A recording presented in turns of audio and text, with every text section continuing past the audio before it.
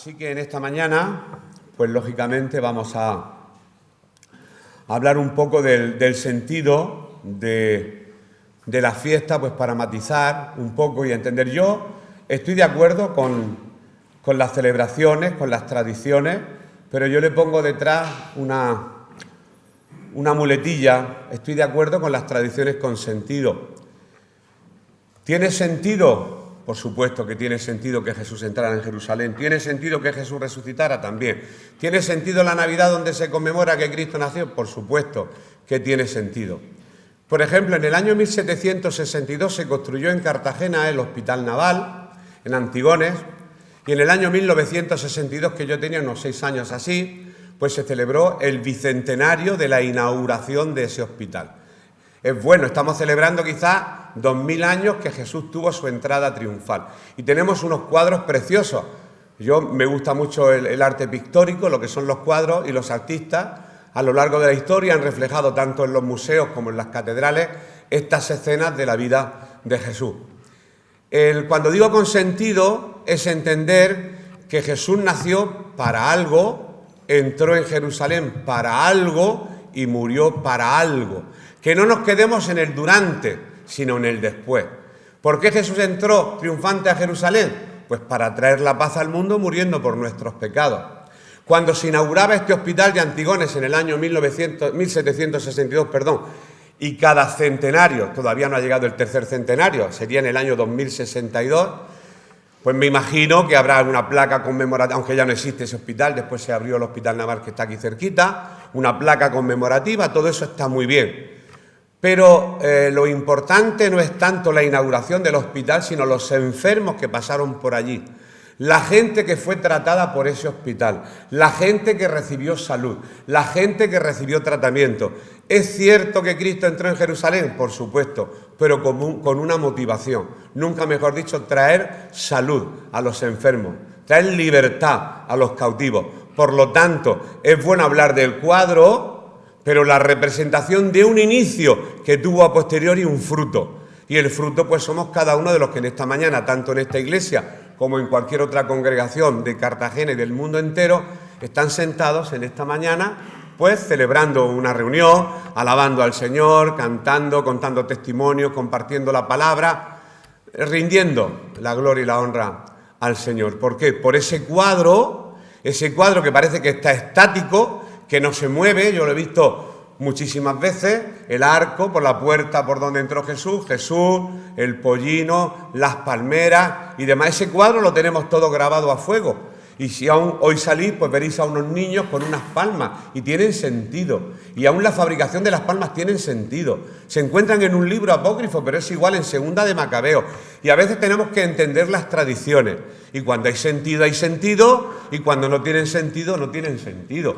Pero en este caso, ¿tiene sentido que el cristiano recuerde la entrada triunfal? Por supuestísimo que tiene sentido, porque es de eso de lo que vamos a hablar en esta mañana, del sentido que tuvo aquella entrada, y decimos entrada triunfal porque ya es como constantemente año tras año. Y no sabéis lo difícil que se hace cuando durante 40 años en este día predicas lo mismo. Da la sensación de que te vas a repetir. Pero es que la palabra de Dios no tiene que ver nada con otra materia. Eso le digo yo a los niños. No es lo mismo vuestra clase de religión evangélica que la clase de matemáticas.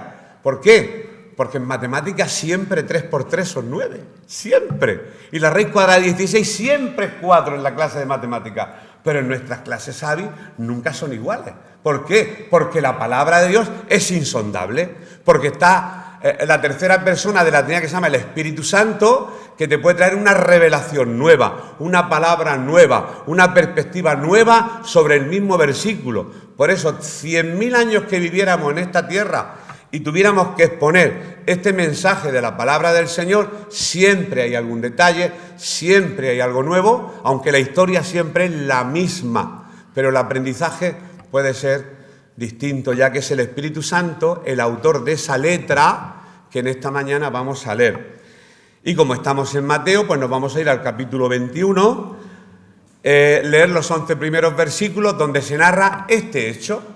Y después, pues poquito a poco, vamos a ir desglosando pues los aspectos que consideremos más importantes de de esta fiesta. Cuando digo fiesta, hablo de celebración, de recuerdo, de conmemoración de algo. Como cuando conmemoramos, como he dicho, la inauguración de algo, algo se hizo, pero con un motivo. Algo hizo Cristo, pero con un motivo: salvar a las almas perdidas. Y hay un villancico que se canta en Navidad, me gusta mucho, lo canta Raya Real, que es un grupo flamenquito, como a mí me gusta el flamenquito, ya saben, no lo niego y lo digo a mucha honra, soy muy español.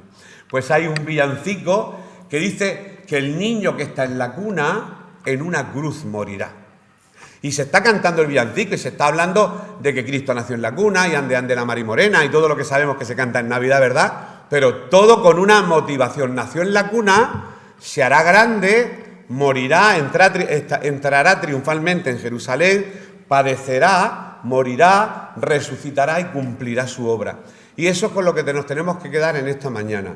No en el durante de los cuadros, sino en para qué el cuadro, para qué esa conmemoración. Dice así: cuando se acercaron a Jerusalén y vinieron a Betfagé, al monte de los olivos, Jesús envió 2 discípulos diciéndoles: id a la aldea que está enfrente de vosotros, y luego hallaréis una asna atada y un pollino con ella. Desatadla y traédmelos. Y si alguien os dijere algo, decid: el Señor los necesita. Y luego los enviará. Todo esto aconteció para que se cumpliese lo dicho por el profeta cuando dijo: decid a la hija de Sión: he aquí tu rey viene a ti, manso y sentado sobre una asna, sobre un pollino, hijo de animal de carga. Y los discípulos fueron e hicieron como Jesús les mandó.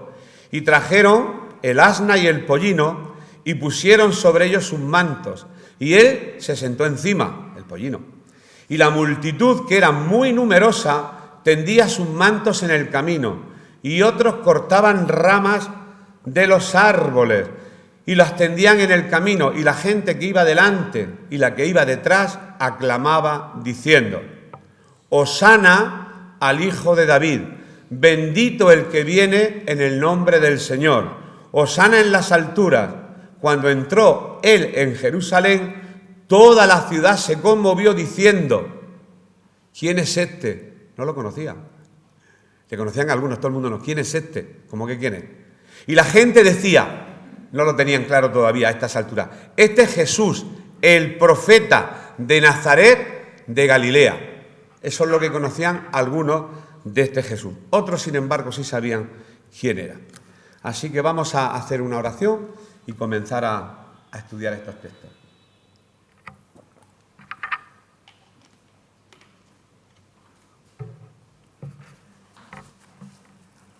Dios y Padre, queremos darte muchas gracias en esta mañana porque queremos recordar aquel día en que entraste en Jerusalén, Señor, con una motivación distinta a la que estaba esperando el pueblo. No era una actitud de rebeldía ni de rebelión contra nadie, Señor, sino era una actitud de paz, de mansedumbre. Viniste como rey, como mensajero de paz, y de la misma manera que entraste en aquel día en Jerusalén, te damos gracias porque un día entraste en nuestros corazones, Señor, y también trajiste paz. Gracias por esa paz que hay en nuestras vidas que sobrepasa todo entendimiento, y queremos ser simplemente, Señor, cartas leídas, sal de esta tierra para dar sabor donde no hay sabor, donde no hay esperanza, donde no hay vida, y que podamos ser transmisores, Señor, de esa entrada que tú tuviste un día en cada uno de nuestros corazones y de nuestras vidas. Ayúdanos, Señor, a entender tu palabra y a poner por obra, Señor, aquello que tú nos demandas de la misma. Muchas gracias por cada hermano, cada hermana, cada persona que en esta mañana se ha esforzado por estar con nosotros, y, Señor, y que todo lo que hagamos lo que queda de reunión sea simplemente para darte a ti toda la gloria y toda la honra, porque es tuya. Muchas gracias te damos por tu palabra, en el nombre de Jesús. Amén. Bien, pues comenzamos. En Mateo, estamos estudiando el Evangelio de Mateo, como sabemos, y en este capítulo 21, por fin llegamos a lo que hoy celebramos, que es la entrada de Jesús en Jerusalén. Y simplemente esta entrada lo que determina pues son los últimos días de la vida de Jesús, los últimos días de la vida de Jesús. Aunque su ministerio fueron 3 años y pico, según los eruditos, de esos 3 años y pico, Cada uno de los autores de los evangelios, Mateo, Marcos y Lucas, le dedica una buena porción de capítulos, dándole más importancia a una semana que a 3 años y medio. ¿Por qué le dieron más importancia a los escritores a una semana en la vida de Jesús que a 3 años y pico? Que también, y se narran cosas de esos años, el año de preparación, el año de popularidad, el año de sufrimiento, esos 3 años. Bueno, hay una estadística hecha, y a mí las estadísticas, para que veáis que también podemos utilizar las matemáticas. Cuando hablamos de la palabra se pueden utilizar muchas materias. A mí las matemáticas concretamente me gustan mucho. Pues le dan mucha importancia a esos últimos días. Por ejemplo, empezamos con Mateo mismo, de 28 capítulos que tiene, le dedica 8 a la última semana de la vida de Jesús. Por lo tanto, he sacado el cálculo, esta mañana estoy un poco matemático. El 28,57% de todo el libro de Mateo lo dedica a narrar la última semana de la vida de Jesús. Marcos, de 16 capítulos que tiene su evangelio, 6 lo dedica a narrar los 7 últimos días de la vida de Jesús. El 37%, un tercio de toda su obra es solamente una semana de la vida de Jesús.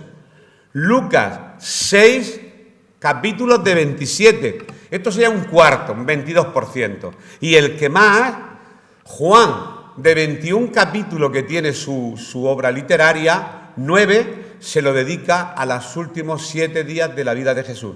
El 42,86% de toda su obra la dedica a hablar de la última semana de la vida de Jesús en la tierra, casi la mitad de toda su obra.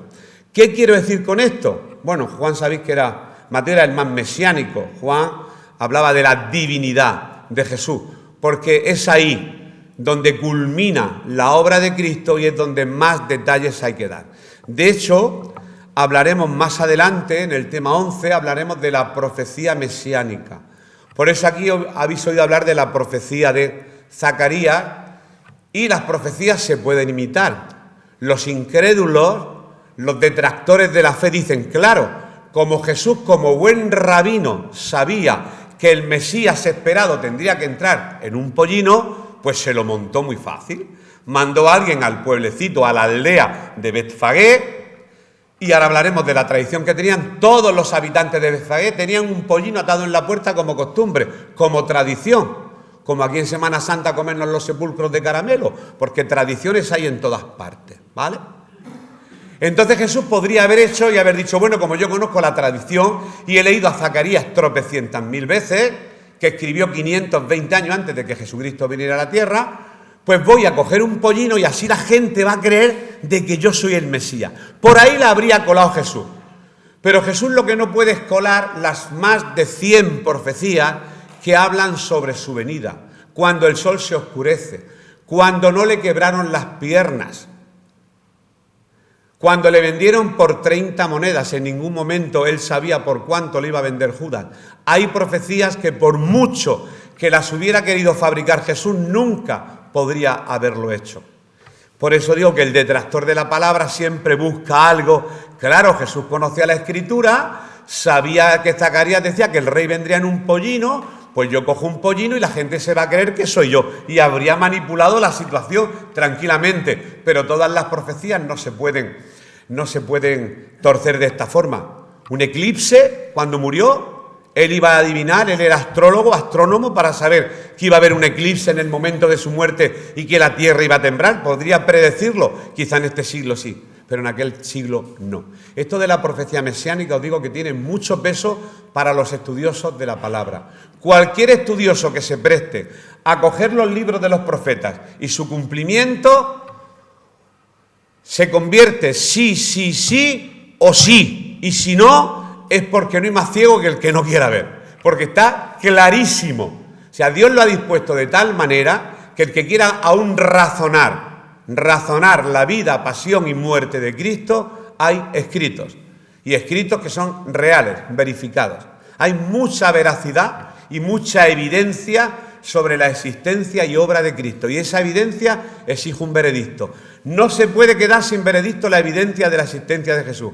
O decimos culpable o decimos inocente. En nuestro caso decimos o creo o no me da la gana de creer. Porque es imposible decir no creo porque no hay evidencia, no creo porque no quiero. Porque hay gente que aún ante la evidencia, ¿cuántos habitantes de Betania ante la evidencia de ver al vecino Lázaro muerto resucitar, no creyó?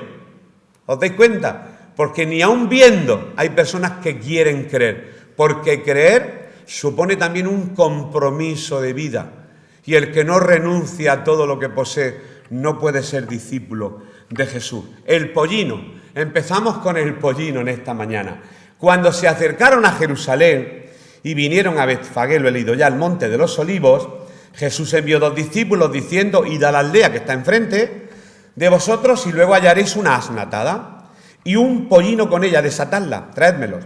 Y si alguien os dijere algo, decid: el Señor los necesita y luego los enviará. Yo cuando leía esto decía: ¿y cómo es posible? A mí viene alguien y me coge un asna y me coge un pollo y ¿dónde va? Que son míos, ¿verdad? Por lógica uno piensa que nadie se puede llevar un pollino así por la cara. Ahí tiene que haber algo. La tradición. Todas las familias querían ser protagonistas de que el Mesías tan esperado utilizara su pollino. Para decir, fue en mi pollino donde entró el Mesías tan esperado. Pero ya habían convertido una profecía de tanto peso en una tradición popular. Y es lo que pasa cuando diluimos la verdad en tradición. Se diluye y entonces pierde importancia y pierde toda la efectividad por lo cual fue escrita esa profecía. Jesús se acerca a una ciudad llamada Betfagé, de la cual se sabe muy poquito. He buscado por activa y por pasiva, ya lo hice en otro tiempo, y se sabe muy poquito. Se sabe el significado. La palabra Betlem, Betfagé, quiere decir ciudad, casa de Betlem, casa de pan, Betfagé, casa de higos. Pero bueno, eso simplemente es un dato que podéis encontrar en cualquier Wikipedia o en cualquier página web. Bien, por Marcos y Lucas estamos con Mateo. Ahora vamos a ir echando mano de los compañeros, de los evangelistas sinópticos, de los evangelios sinópticos. Marcos y Lucas también hablan de esta ciudad. Por ejemplo, vamos a ver cómo Marcos, en el capítulo 11 y versículo 1, habla de esta ciudad también, de Betfagé. Por lo tanto, es una ciudad que existió, pero de la cual se sabe muy poquito. Dice así el evangelista Marcos en el capítulo 11, en su primer versículo: cuando se acercaban a Jerusalén, junto a Betfagé y Betania, ya da más datos, frente al monte de los Olivos, Jesús envió a 2 de sus discípulos. Y esto significa que si venía de Betania, pues había estado en la casa de Marta, de María y de Lázaro, de su amigo Lázaro. Y eso vamos a leerlo en Juan capítulo 12 y versículo 1. Faltaban 6 días para la Pascua y él estaba pernoctando en casa. Todo está cercano. Allí, si viajáis por esas tierras, todo está muy cerquita. Dice así en el Evangelio de Juan capítulo 12 y versículo 1. Es para saber antes de la entrada por dónde andaba Jesús. 6 días antes de la Pascua vino Jesús a Betania, donde estaba Lázaro, el que había estado muerto y a quien había resucitado de los muertos. Oye, con qué tranquilidad, se queda más a gusto que un sol aquí. Es Juan cuando dice, y estuvo con su amigo al que había resucitado. Esto, ¿verdad? Parece, esta narrativa es fuerte. Voy, resucito a un muerto y después voy a su casa a comer. Oye, ¿te acuerdas cuando estaba muerto? Y ahora estás vivo. Venga, saca algo de comer. Rompe un poco los esquemas. El Cristo de todo poder, que Él era la resurrección y la vida. Yo soy la resurrección y la vida. ¿Tú crees que tu hermano resucitará? Sí, Señor. Los judíos hemos creído de toda la vida que en el día postrero. ¿Qué en el día postrero? Si yo soy. Y el yo soy ya sabemos lo que era. YHWH. Eso en el idioma español. En hebreo es yo soy el que soy, Yahvé o Jehová, que es la misma traducción con distintas vocales porque el hebreo no tenía vocales, tenía consonantes, y a lo que los judíos le llaman el tetragramatón o el nombre de Dios. Sigo. Y luego lo vemos al siguiente día, después de pernoctar, vemos cómo Jesús entra en Jerusalén. Betania, pasa por Betfagé, manda a los discípulos, duerme allí con sus amigos y al día siguiente entra en Jerusalén. Eso es un poco de datos, tampoco tiene mucha carga espiritual, tiene una carga más informativa. que espiritual. Por eso en el mismo capítulo 12, que está narrando cuando pernoctó, en el mismo capítulo 12, pero ya nos vamos a otro versículo, a ver dónde está, si lo encuentro. Bueno, todavía no, creo que me estoy adelantando. No, aquí sí, en el versículo 12, perdón. En el versículo 12 y 13 vemos como al día siguiente Jesús se va para Jerusalén. Aquí lo dice su palabra. El siguiente día, grandes multitudes que habían venido a la fiesta, al oír que Jesús venía a Jerusalén, tomaron ramas de palmera y salieron a recibirle y clamaban: Hosana, bendito el que viene en el nombre del Señor, el Rey de Israel. Eso está en Juan capítulo 12, versículos 12 y 13. Por lo tanto, ya sabemos el recorrido, pernocta, faltaban 7 días para la Pascua, y al día siguiente de haber estado con sus amigos, pues va a entrar en Jerusalén, pero antes ordena a sus discípulos que vayan a ese pueblo, a esa aldea, a Betfagé, y que desaten al asna y al pollino. Y solamente en Mateo donde se registra que desatan a los 2 animales.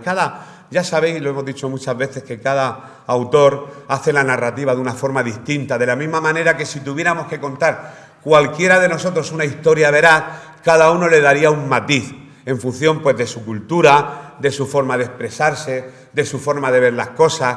Si leéis al evangelista Lucas, que era médico, veréis que siempre que habla de sanidades hace mucho hincapié en las enfermedades. ¿Por qué? Pues por deformación profesional. Como era médico, pues oye, que separaba el muchacho más hablando de las enfermedades. Juan hablaba siempre el verbo, la palabra, el Dios divino, el yo soy. Hablaba de Jesús como Dios. Cada uno le daba un matiz, pero todos tenían la misma narrativa porque vivieron y convivieron con el Maestro. Jesús le dio las instrucciones bien dadas. Lo hemos leído, que envía a 2 de los discípulos para que desaten al pollino y al asno. Bien, pues Marcos y Lucas, estoy aparcando a Mateo, que fue el primer versículo que puso nuestro hermano, tanto Marcos como Lucas, nos narran la parte cuando ellos van al pueblo a por el pollino, a ver qué pasa en este pueblo. Por ejemplo, vamos a irnos a Marcos mismo, al capítulo 11, versículos del 4 al 6, vamos a ver cuando llegan para coger este animal que Jesús le había dicho. Era tradición. Podías, a la entrada de Jerusalén, en esa aldea, en otros pueblos, habían pollinos por todos lados, atados. ¿Por qué? Porque era tradición. Oye, ¿y si es este año durante la Pascua cuando viene el Mesías? Oye, pues coloca el pollino. Eso es como cuando enseñamos tradición, a lo mejor aquí ya no el tema de que, oye, pon leche y galletas que viene el Papá Noel y se va a colar por la chimenea. Y ahí están los críos colocando las galletitas para que el Papá Noel se coma las galletas, por tradición, ¿no? Pues esto habían convertido la venida del Mesías en un Papá Noel. Lo habían convertido en una tradición burda. Bueno, por si viene, y así decimos, nosotros, los de la casa, yo qué sé, de José o de Jacob, han usado nuestro pollino para venir el Mesías, pero yo ya no dándole esa pompa, sino como una tradición más. Cuando las tradiciones se diluyen, las tradiciones no tienen sentido. Cuando las tradiciones cobran sentido, cuando hay una verdad espiritual detrás de ellas, como es este caso. Dice así: fueron y hallaron el pollino atado afuera a la puerta, en el recodo del camino. ¿Dice dónde? En el recodo del camino. Y lo desataron.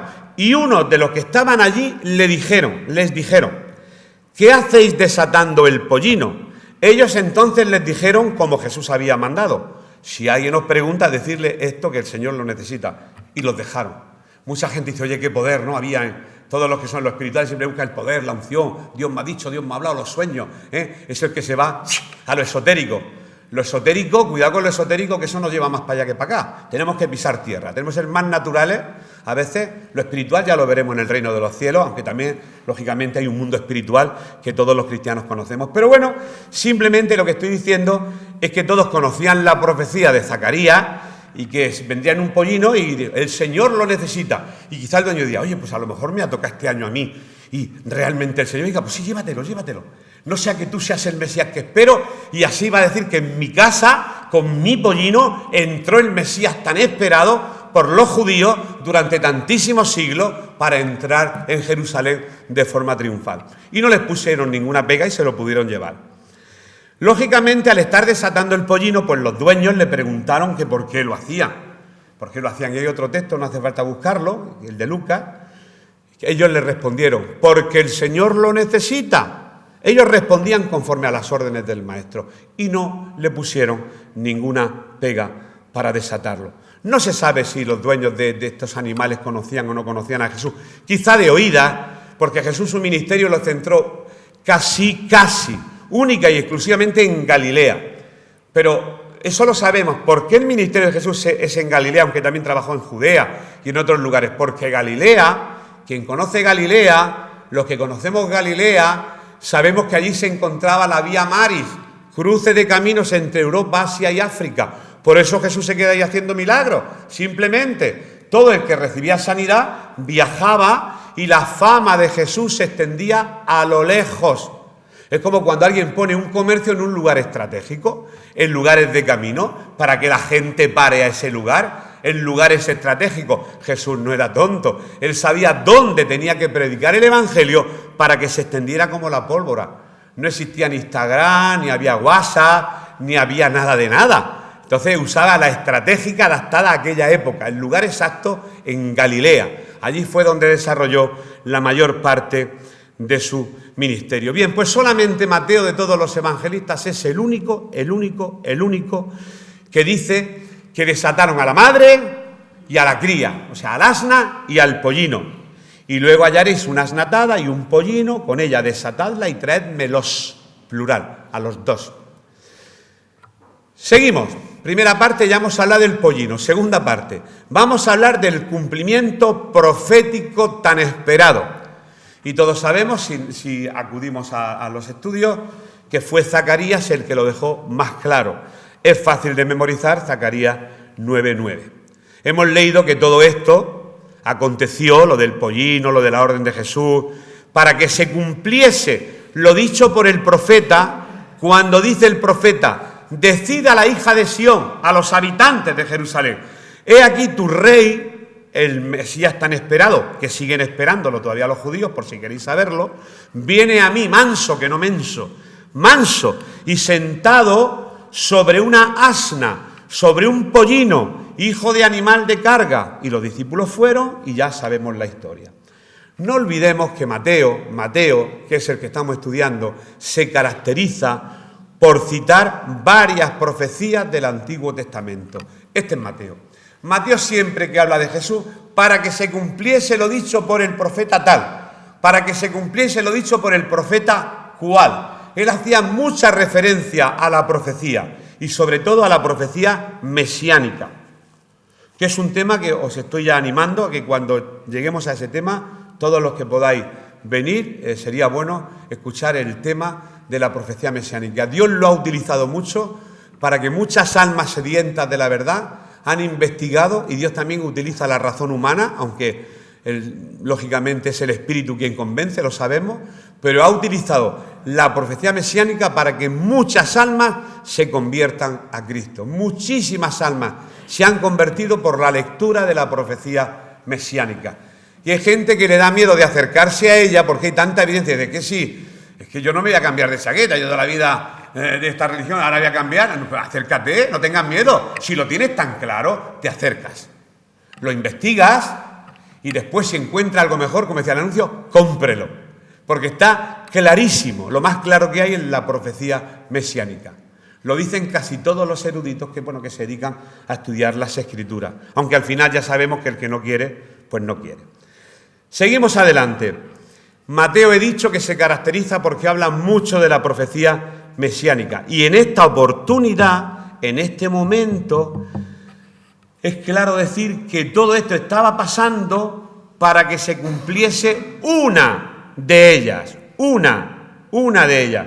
¿Y qué profecía era la que se estaba cumpliendo? Pues la que ha leído el hermano, la de Zacarías 9:9, que la vamos a proyectar. Zacarías 9:9, eso se estaba cumpliendo. O sea, 520 años antes, alguien estaba diciendo que el Mesías entraría en Jerusalén subido en un pollino. Acertó, bingo. Claro, pero acertar 100 y pico de profecías sobre lo que le iba a ocurrir a Jesús, incluso que no le iban a quebrar las piernas, nadie sabía ese asunto. Ese era un asunto romano. Cuando alguien fallecía en la cruz, no se le rompían las piernas. ¿Por qué se le rompían las piernas? porque el reo pendía de la cruz y la única forma que tenía de respirar era incorporándose sobre sus piernas para tomar aire y seguir viviendo. Y si lo veían vivo al romper las piernas era para que ya no se pudieran incorporar y murieran por asfixia. ¿Cómo sabía el profeta eso 1000 años antes? Por ejemplo, en este caso fue David en los Salmos. Ni un solo hueso será quebrado de su cuerpo. Y muchísimas profecías más. Que eso hay un tema única y exclusivamente para hablar de las profecías. Pues dice Zacarías 9:9, ya lo tiene puesto el hermano. Alégrate mucho, hija de Sión.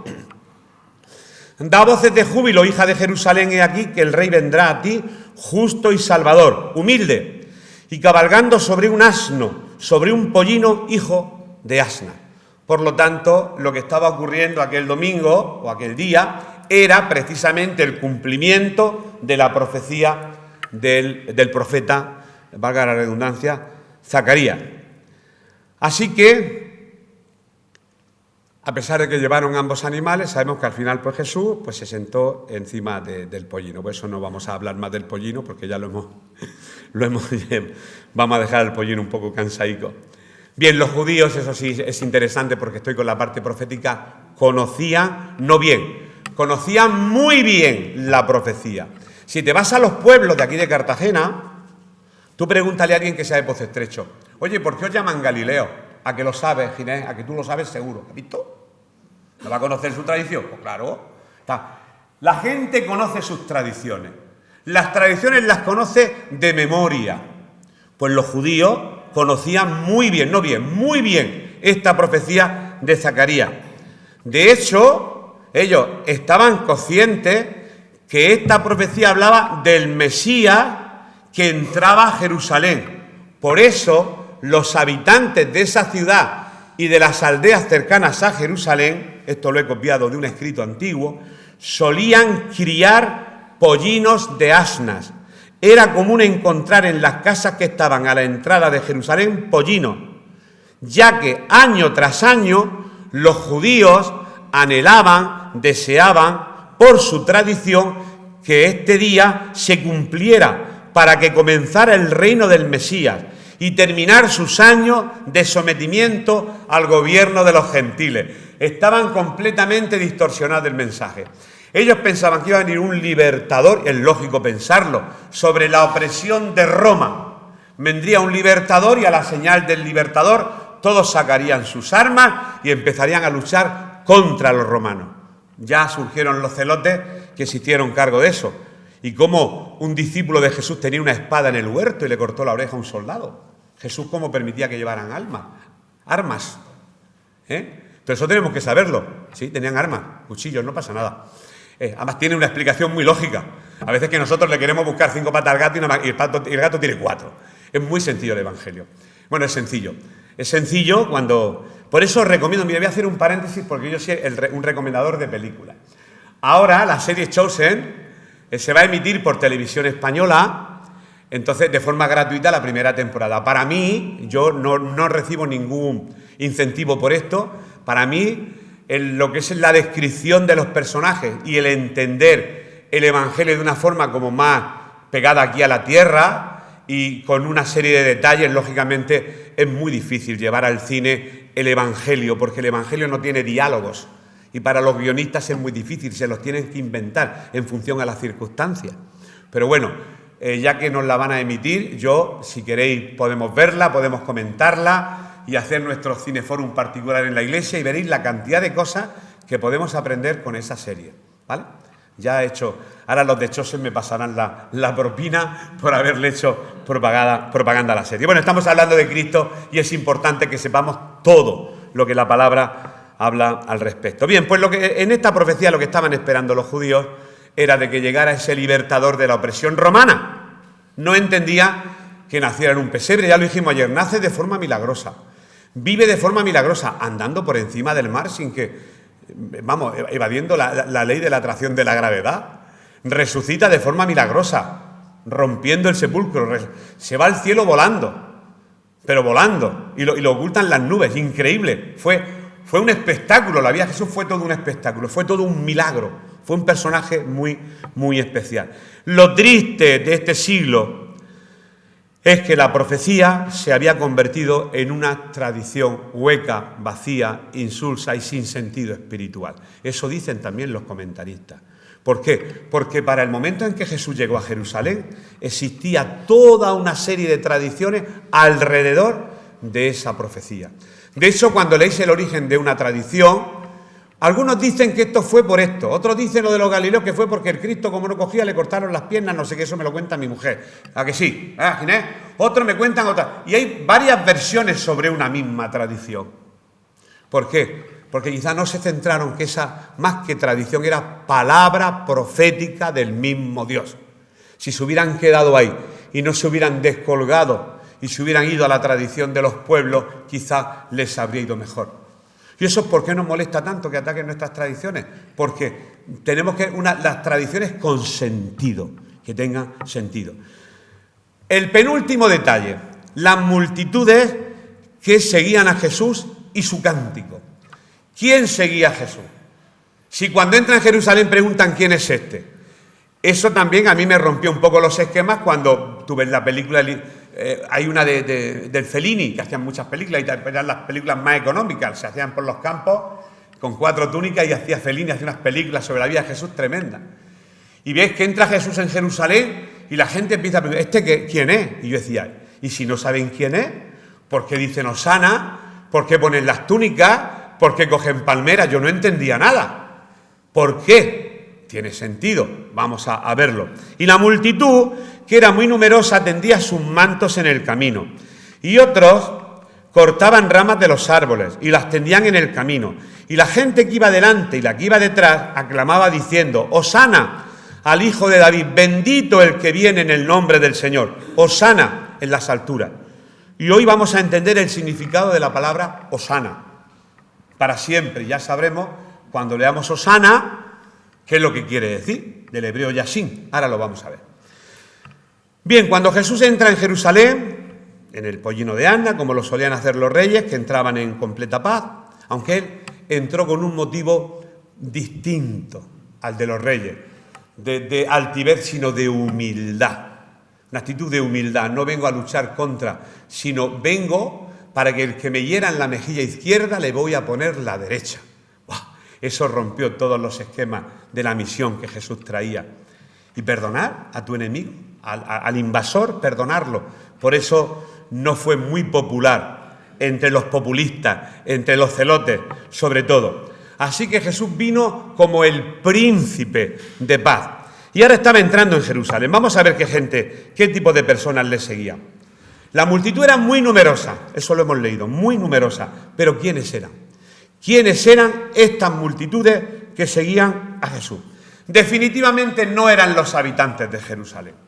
No eran los habitantes de Jerusalén. Habría algunos, pero no eran definitivamente los habitantes de Jerusalén quien aclamaba a Cristo como el Mesías. ¿Quiénes eran? Pues sabemos que eran personas que habían acompañado a Jesús desde la región de Galilea. Él dio de comer a muchísima gente, ya lo hemos visto en capítulos anteriores, miles de personas. Vieron muchos milagros y le seguían. Recordaros que Jesús quiso descansar 2 veces y no le dejaron. Le seguían por la ribera del mar de Tiberíades o mar de Galilea o mar de Kineret, se llama de muchas maneras. ¿Vale? Le seguían y no le dejaban descansar y él sanaba a todos y terminaba agotado y completamente exhausto. Por eso muchas de las personas que le seguían eran ya personas que le habían visto, le habían escuchado hablar el sermón, habían comido el pan de la multiplicación de panes y de peces. Por un lado, pero no olvidemos que además de que gran parte del ministerio de Jesús ocurre en Galilea, también sabemos que en Judea y en Jerusalén también tuvo parte del ministerio. Juan hace alusión a ello, aunque no lo vamos a leer en esta mañana, pero el mayor impacto fue en Galilea. Allí fue el impacto del ministerio. Ganó muchísima popularidad. Al principio él quería pasar desapercibido. No lo cuente, no lo diga. Pero cuando multiplicó panes para tantos miles de personas, cualquiera decía, oye, 5.000 personas callaron y no le contéis a nadie lo que habéis visto. Vamos, no se callaron ni debajo del agua. Lo contaron. Hay un hombre que con unos pocos panes nos ha dado de comer. Han sobrado 12 cestas llenas. ¿Cómo se llama Jesús? ¿De dónde? De Nazaret. Y entonces su popularidad empezó a correrse de boca en boca.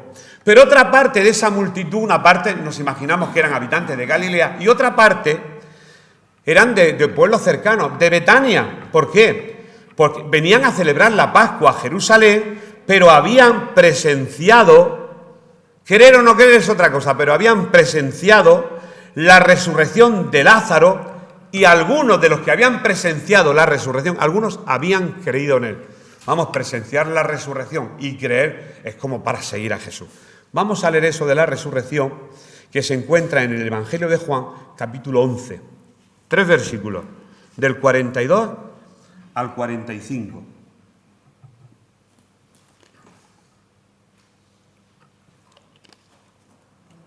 Y Jesús, alzando los ojos a lo alto, dijo: Padre, gracias te doy por haberme oído. Yo sabía que siempre me oyes, pero lo dije por causa de la multitud que está alrededor, para que crean que tú me has enviado. Y habiendo dicho esto, clamó a gran voz: Lázaro, ven fuera. Y el que había muerto salió, atadas las manos y los pies con vendas, y el rostro envuelto en un sudario. Jesús les dijo: desatadle y dejadle ir. Entonces muchos de los judíos que habían venido para acompañar a María y vieron lo que hizo Jesús, creyeron en él. Muchos de los judíos creyeron en él, que no todos, pero muchos creyeron. Seguidores de Galilea, seguidores de Betania, había mucha gente que seguía a Jesús. No así tanto los habitantes de Jerusalén. Pues fue esta multitud la que tendía sus mantos en el camino, otros cortaban ramas de árboles. ¿Y por qué esto de las ramas de los árboles? También lo vamos a explicar. Esas palmeras que vais a ver hoy por Cartagena adornadas de esa forma tienen su sentido y se encuentran en un libro apócrifo llamado Macabeos, incluso la elaboración de esa vara. Porque a veces hay tradiciones, ¡qué tontería! Pues somos muy rápidamente, el California ataca al marrajo y el de izquierda de derecha y el de arriba al de abajo. Somos dicotómicos desde que nacemos. Necesitamos siempre al de enfrente para pelearnos. Es que lo necesitamos. Y Cristo no nos llamó para eso. Nos llamó para echar redes y pescar peces, no para espantar a los peces. ¿Qué es lo que nos gusta hacer? Espantar, porque siempre tenemos nosotros la verdad absoluta. Ese es el problema. Ese es el gran problema que tenemos los seres humanos. ¿Por qué tendían? ¿Por qué iban con palmeras? ¿Por qué hacían esas cosas?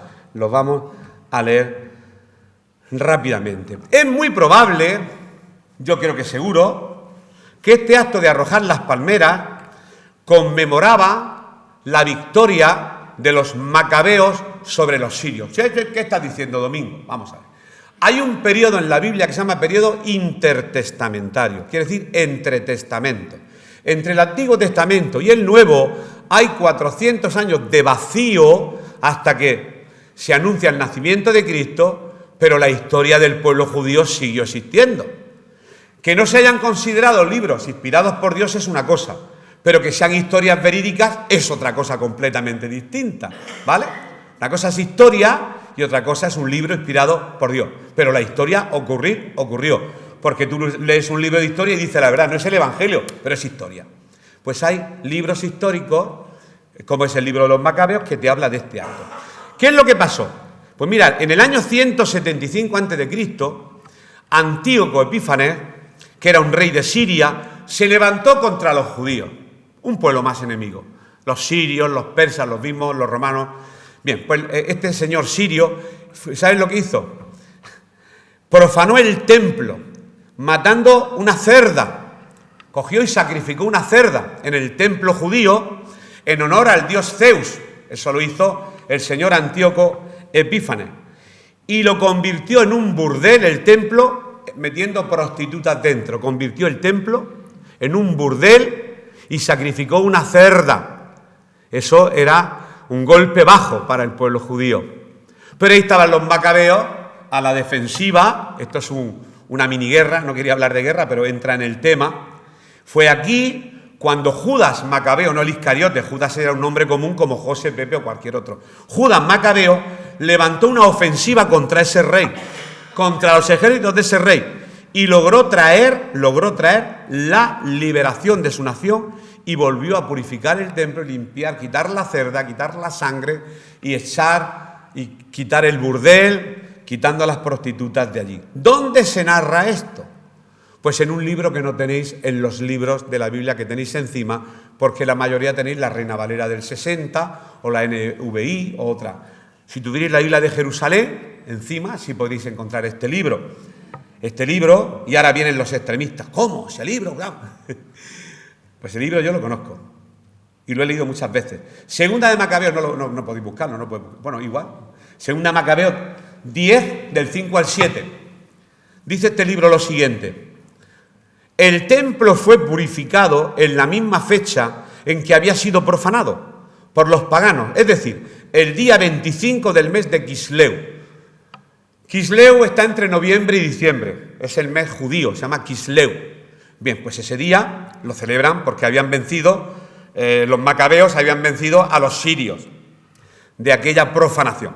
Y celebraron con alegría 8 días de fiesta, a la manera de la fiesta de las enramadas, recordando que poco tiempo antes la habían celebrado en las montañas y en las cuevas, donde vivían como animales salvajes. Por eso, llevando bastones adornados con hojas, ramas frescas de árboles y hojas de palmera bien ornamentadas, aquí está, el tema de las palmericas que vamos a ver hoy, cantaban himnos a Dios que había liberado a buen término la purificación del santuario. Si queremos conocer, que no creer, porque creer es otra cosa, de dónde salen algunas tradiciones, pues investigamos. Y aquí encontramos de dónde salen las palmericas. Salen de aquí. ¿Qué estaban celebrando los judíos? La liberación de la invasión siria y la profanación de su templo. Y lo celebraban de esa manera. Y todos conocemos la fiesta de los tabernáculos. Si vais a Israel por esa fiesta, yo creo que estuve una de las veces, hacen como unas cabañas con palmeras en las terrazas de las casas para acordarse cuando estaban por el desierto que no tenían un techo que los cobijaran. Y tienen muchas fiestas y muchas tradiciones y no son malas, porque las tradiciones son buenas. De hecho, creo que no hay ni una sola fábrica de ladrillo en Israel por costumbre, porque como estuvieron amasando ladrillos durante 500, 600 años allí en la esclavitud de Faraón, dijeron ni un ladrillo más, y las casas son todas de piedra, no hay ni un ladrillo. Esto, para que veáis las tradiciones en algunos pueblos, cómo las perpetúan por siglos y siglos y siglos. Bien, pues aquí en Macabeos queda claro por qué aquellos señores echaron rama delante del libertador Jesús, del Mesías. De la misma manera que nuestro pueblo fue libertado del rey Antíoco Epífanes por los macabeos, así la hija de Sión, los habitantes de Jerusalén serán libertados. Por lo tanto, tenemos que hacer este acto conmemorativo, arrojar a sus pies para conmemorar el triunfo sobre. Era simplemente pues una tradición que llevaban ellos a cabo. Bien, por tanto, al cortar las ramas de los árboles y palmeras y arrojarlas por donde Jesús pasaría, estas multitudes anunciaban sus esperanzas de Jesús como el Mesías, que lo iba a librar de la opresión romana. Así como Judas lo hizo contra los sirios. Bueno, eso ya lo he dicho. Pero ahora viene el cántico, y con esto estamos terminando. Hosana al Hijo de David. Bendito el que viene en el nombre del Señor. Hosana en las alturas. Se le llama Hijo de David. Ayer lo estudiamos aquí, lo de Hijo de David. Por genealogía real viene. Los reyes fallaron, la palabra, el ungido, el Mesías, se ungía a los reyes, pero los reyes eran imperfectos.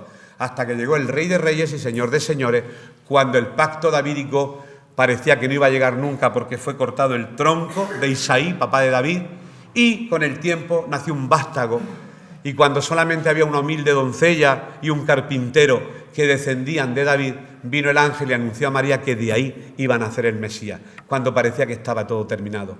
Cuando parece que en nuestra vida ya no queda nada, siempre va a haber un brote y de nuevo el Señor va a hacer brotar donde no hay vida, porque Él, como dije también ayer, llama las cosas que no son como si fueran.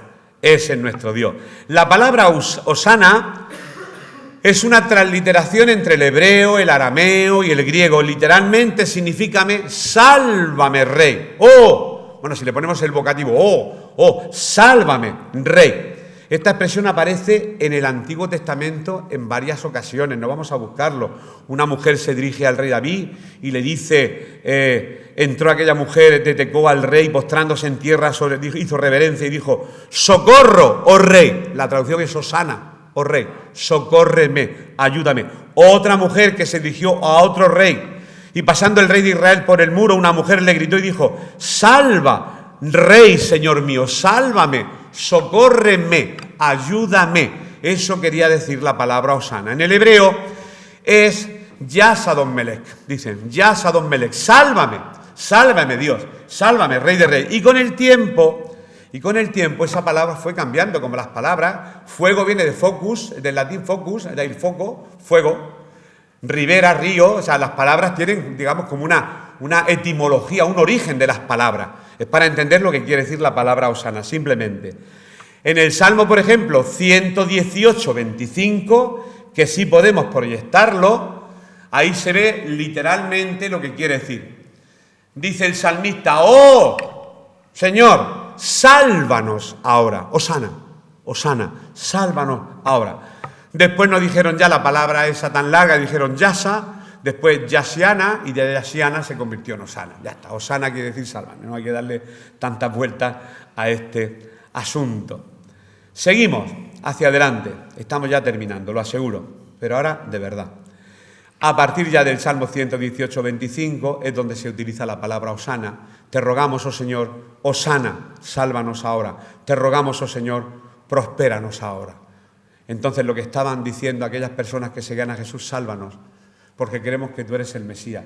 Pero, sin embargo, eso parece una contradicción, porque cuando Él entra, los habitantes no sabían quién era. Y estos son los últimos versículos. Cuando entró en Jerusalén, toda la ciudad se conmovió. Porque las emociones, cuidado, conmoverse es una cosa y convertirse es otra. Hay gente que yo he invitado a la iglesia y le han conmovido los cánticos, le han conmovido. Han tocado la parte almática, pero no se han convertido. Es otra cosa, eso está a otro nivel, completamente distinto. Cuando alguien se conmueve o cuando alguien vive por emociones, ¿conocéis a personas muy, muy emocionales? O estas personas que te encuentran: oye, ¿cuándo es vuestro culto? Toda aquella persona que te... A las 11, es el que nunca viene, que lo sepáis, ¿sabes? ¿A qué hora tenéis el culto? Ese no va a venir ya. A ver si nos vemos el domingo. Mentira, ese no viene jamás.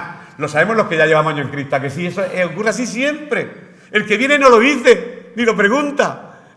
Porque no es por alguien viene y le gusta el culto porque una bonita alabanza, porque la predicación les llena y en esa emoción, en ese fervor, vuelven a venir, pero todavía no se ha producido la regeneración espiritual. Y estas personas estaban conmovidas, que no convertidas, y le preguntaron: ¿quién es este? ¿Cómo que quién es este? Y la gente decía: este es Jesús, el profeta de Nazaret de Galilea. ¿Y sabéis lo que era Nazaret para los judíos? ¿Os acordáis cuando Natanael dijo: ¿de Nazaret puede salir algo bueno? ¿De Nazaret va a salir algo bueno? Imposible.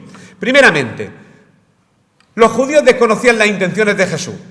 Por un lado, esperaban que les condujera a una guerra contra Roma. Equivocado. Por otro lado, desconocían que era el Mesías tan esperado por ellos. Por lo tanto, no sabían ni quién era. Y es más, año tras año habían conservado la tradición de criar pollinos de asna. Y se había dado el caso que había cogido un pollino y ni aún así lo vieron, porque estaban más pendientes de la tradición que del origen de la misma, que se encontraba en Zacarías 9:9, como hemos leído en esta mañana ya un par de veces. Cuando Jesús entró en la ciudad, preguntaron: ¿quién es este? El profeta de Nazaret de Galilea. Y era un gentilicio. El gentilicio de Pozo Estrecho lo sabía, que no sabéis que los habitantes de Pozo Estrecho no son pozoestrechanos, son galileos, eso no lo sabíais. Y los de Calatayud, bilbilitanos, son los gentilicios. Fíjate que nosotros cartageneros, de Cartagena a cartageneros, pero hay gentilicios que son difíciles de aprenderse. Pues este gentilicio de Nazaret de Galilea era usado como una expresión para menospreciar el ministerio de Jesús. ¿Quién es Jesús? Ese de Nazaret. Es como decir hoy en día: ha venido el Mesías. ¿De dónde? De las 600. ¿De las 600? Es que Abby y yo trabajamos en las 600. ¿De las 600 puede salir algo bueno? ¿Mi Ramonico? Madre mía, de las 600. ¿De Nazaret? ¿De Nazaret el Mesías que se va a subir en el pollino? ¿De ahí? ¿De ese lugar? Imposible. Y bueno, y está el diálogo de Felipe, que no lo voy a leer, que dice: de Nazaret puede salir algo bueno. Así que este era el verdadero Mesías y estaba cumpliendo la profecía. Y me voy ya al final para dejar un un breve pensamiento y resumen de todo lo que esta mañana sé que me he extendido, pero bueno, era un día especial, digo, pues voy a intentar. Hoy en día nosotros los cristianos tenemos mucho que aprender de esta historia como de cualquier otra historia, pero hoy es la que nos toca. Como los judíos esperaban año tras año el tiempo de su visitación y se les pasó el tren, le pasó como la fábula de la liebre y la tortuga. Yo como corro más, yo como soy el pueblo escogido, a mí no me va a pasar nada. Yo soy la liebre y voy a ganarle. Y se confió en ser liebre y descansó tanto que la tortuga poquito a poquito venció a la liebre. Todas las fábulas tienen al final, pues eso, una moraleja, una moralina, una enseñanza ética. Pues esto tiene una enseñanza espiritual para nuestras vidas. Que de la misma manera que los judíos se esperaban año tras año el tiempo de visitación, queridos hermanos y hermanas, nosotros que no caigamos en las tradiciones sin sentido. Y es porque toca, sino en conocer el origen real y saber que tenemos que no dejar que nos escape el tren, estar preparados para cuando Cristo regrese a por su iglesia, que no se nos escape el tren, que estemos cada día con los ojos bien abiertos, viendo las señales, viendo los tiempos y sabiendo lo que dice la palabra para estar preparados, porque el Señor dice la palabra que vendrá como ladrón en la noche. No sabemos cuándo, ni el día ni la hora, para que estemos preparados. En aquel caso, todo el mundo no estaba preparado. Algunos reconocieron que era el Mesías, no todos. Pero como pueblo de Dios tenemos que aprender que de la misma manera que aquellos judíos esperaban que el Mesías entrara, nosotros tenemos que esperar la venida de nuestro Señor y, pues el tiempo que nos queda en esta tierra, hacer su voluntad.